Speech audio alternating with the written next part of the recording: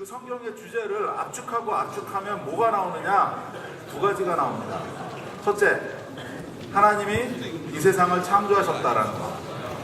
두 번째, 그 하나님이 우리를 구원하려고 이 땅에 오셨다라는 것.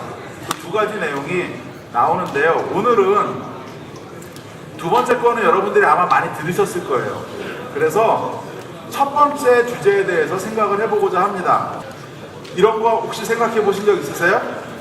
이 세상이 어떻게 시작됐고 또 뭐 때문에 존재하고 앞으로 어떻게 될 것인가, 이 기원과 목적에 대한 부분이 굉장히 수수께끼로 남아 있습니다.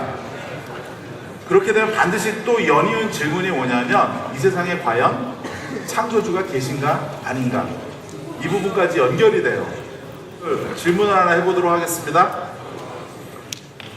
여기 바위섬이 하나 있죠? 여기 박성현 학생? 이 바위섬이 어떤 동물을 닮았는데 뭘 닮았다고 보여져요? 진짜로? 박성현 학생이 코끼리라고 그래요. 여러분들 다 동의하세요? 아니야? 두 번째, 이건 뭔가요? 이것도 코끼리죠? 그죠?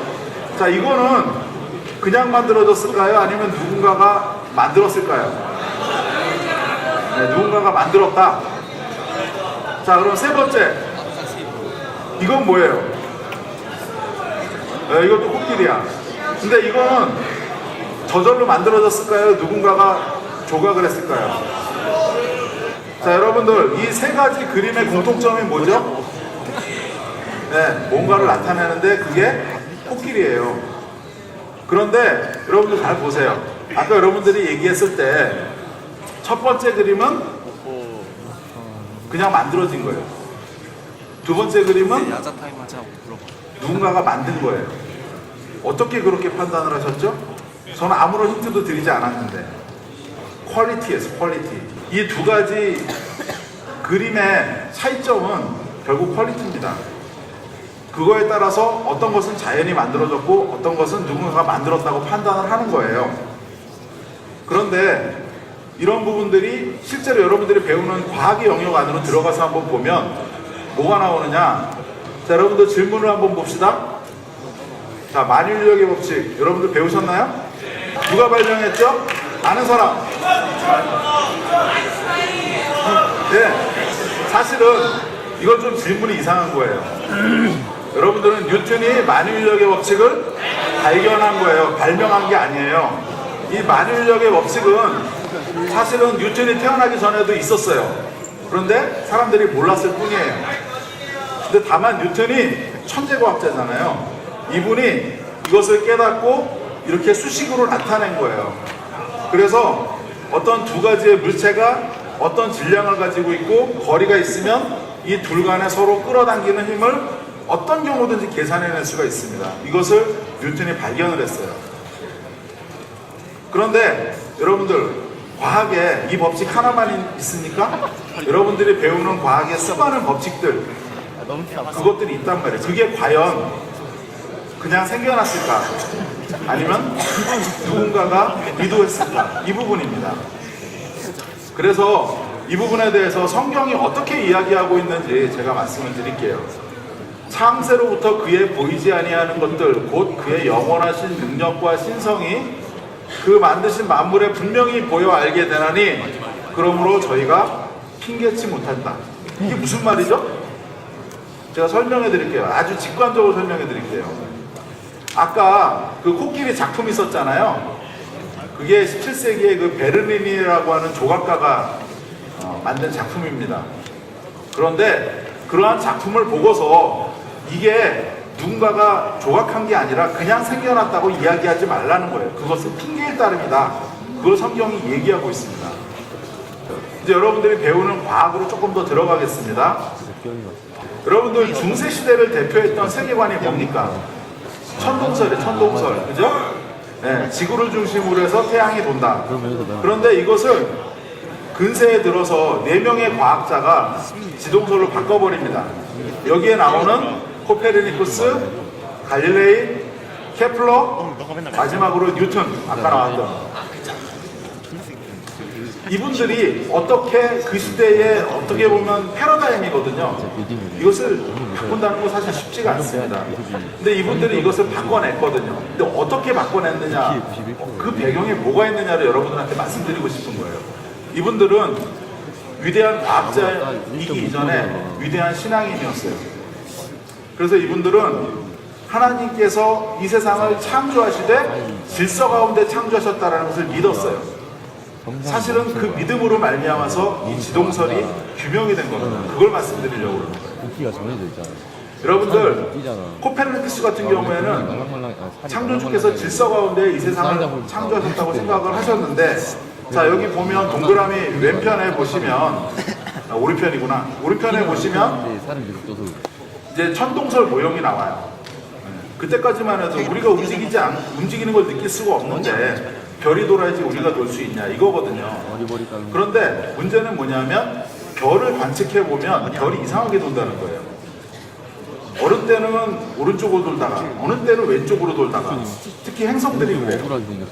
그거 설명할 방법이 없어요. 그런데 코페르니쿠스가 생각하기를 하나님께서 세상을 창조하셨는데 이렇게 무질서하게 별이 돌 리가 없다. 그래서 여러 가지로 고민을 하다가 이분이 생각한 게 뭐냐면 저 태양과 지구의 위치를 바꿔본 거예요. 바꿔봤더니 어떤 문제가 풀어지냐면 지금 별들이 보면 왔다 갔다 하니까 어떻게 억지로 설명을 했냐면 뺑글뺑글 돌면서 회전을 한다, 공전을 한다 이렇게 얘기를 했었거든요. 진짜로? 그런데 저렇게 바꾸고 나니까 어떻다? 아주 스무스하게 도는 거예요, 별들이. 그래서 코페르니쿠스하고 갈릴레오는 천동설이 아니라 지동설이 맞다라고 주장을 하게 됩니다. 그런데 여러분들, 그럼에도 불구하고 이 지동설은 100% 그 과학자들에 의해서 또는 신학자들에 의해서 받아들여지지가 않았어요. 왜냐하면 그 자체로 아직은 100% 맞는 게 아니었어요. 그래서 세 번째로 누가 나오느냐? 케플러가 나옵니다. 여러분들 물리 시간에 케플러 법칙 배웠어요?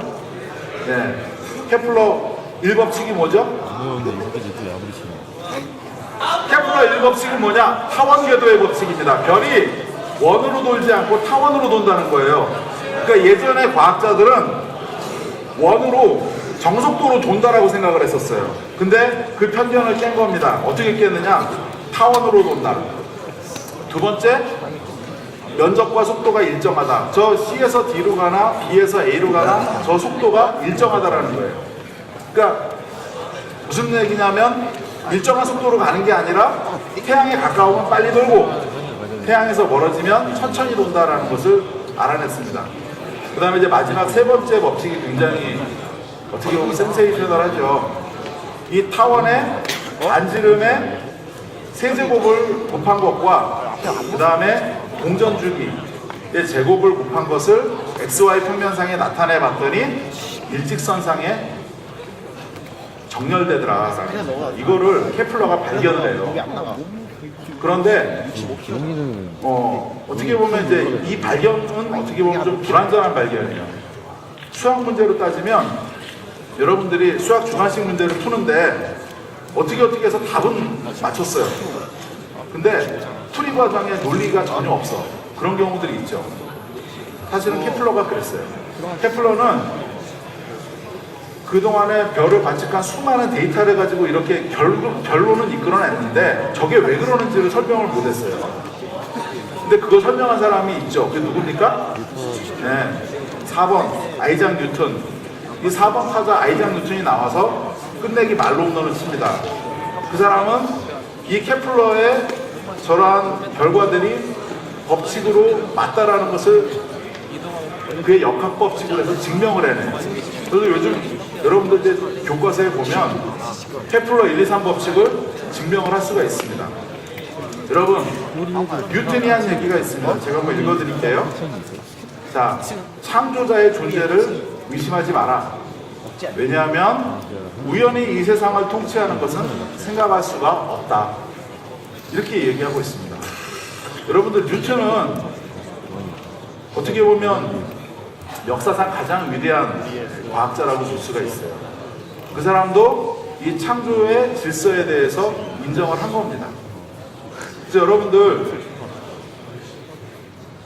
이러한 그 어떻게 보면 이제 중세의 편견을 깨고 근대로 넘어가는 이 위대한 발견을 한 과학자들은 사실은 그 이면에 하나님의 창조에 대한 질서, 이것을 믿는 믿음이 있었다라는 걸 말씀드리고 싶은 거예요.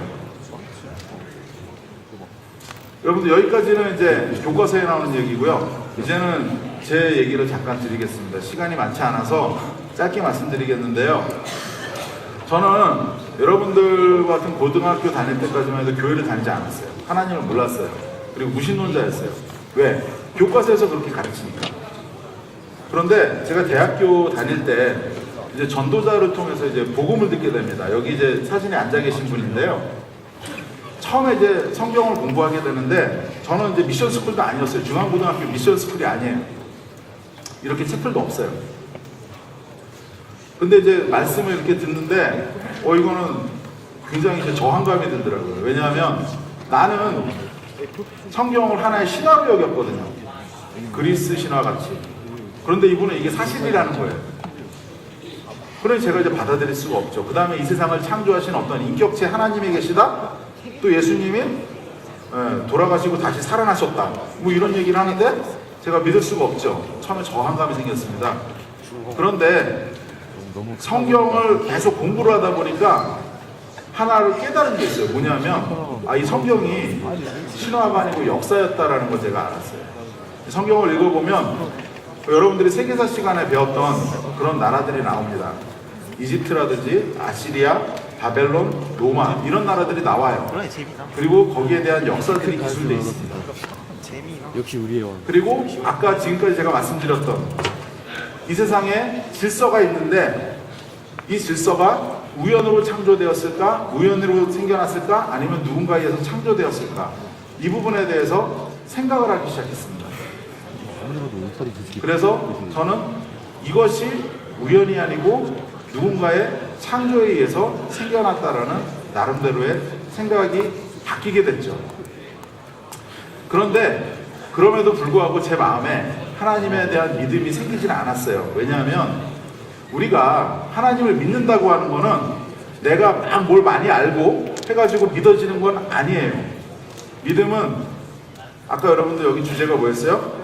강도사님 주제가 선물 말씀하셨잖아요. 믿음은 하나님의 선물인 것이에요. 내가 믿고 싶어서 믿는 게 아니라 하나님께서 나에게 주셔야 그때 내가 받을 수 있는 선물이에요. 제가 하나님을 믿게 된 것은 아까 말씀드렸던 저런 모든 것들이 다 이해가 돼서 믿는 건 절대로 아니에요.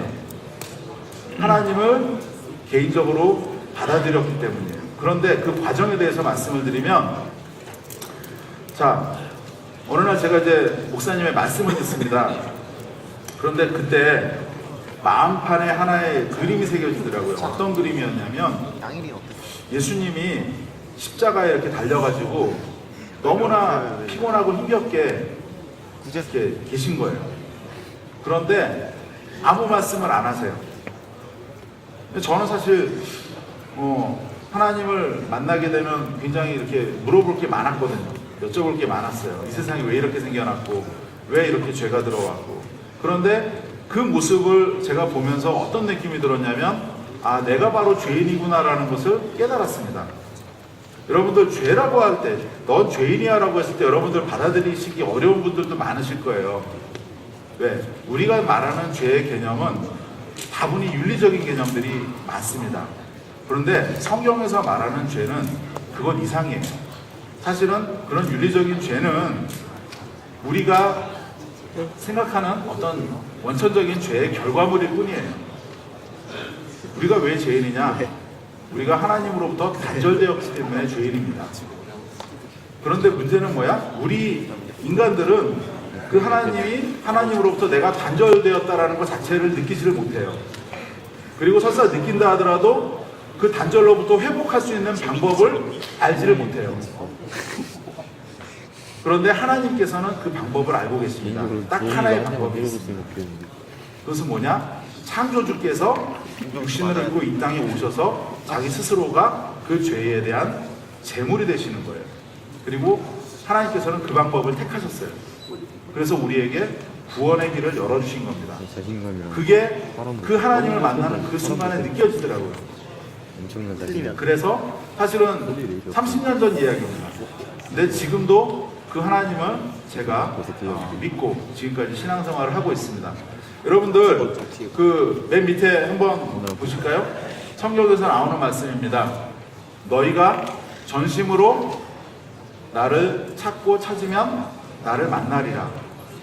여러분들께서 정말 하나님을 찾고 찾으시면 여러분들을 만나 주실 것입니다. 자, 마지막인데요. 이거는 우리 다 한번 같이 한번 읽어보실까요? 다 보이시나요? 네, 한번 읽어봅시다. 시작. 너는 청년의 때 곧 곤고한 날이 이르기 전 나는 아무 낙이 없다고 할 때가 가깝기 전에 너의 창조자를 기억하라. 여러분들 이 말은 누가 했는지 혹시 아세요? 네, 여러분들 다 아시는 분이에요. 솔로몬 왕이라고 아시죠? 네, 그분이 하신 말씀입니다. 그분이 너희들이 인생을 사는데 가장 중요한 것이 하나 있어. 열심히 공부해서 좋은 직업을 갖고 이렇게 사는 것도 좋지만 정말 중요한 것은 너의 삶 속에서 창조주 하나님을 만나. 그 이야기입니다. 여러분들 공부하시느라고 바쁘시죠? 힘드시죠? 네, 가끔 밤하늘에 반짝이는 별들을 보십시오. 그리고 그 별들이 어떻게, 왜 생겨났는지 한번 고민을 해보십시오. 그리고 그 안에서 살아계신 하나님을 만나셨으면 좋겠습니다. 제 이야기는 여기까지입니다. 감사합니다.